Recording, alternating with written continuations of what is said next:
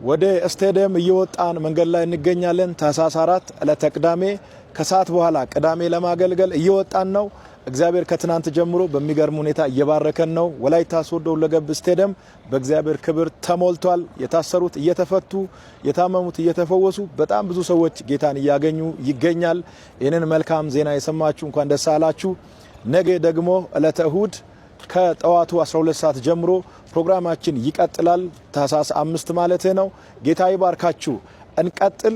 የእግዚአብሔር ክብርም ደግሞ ይቀጥላል። ብሩኩኑ ከኛ ጋር አሁን ወደ ስቴዲየም ጉዞ ብለናል። ደህና ሁኑ።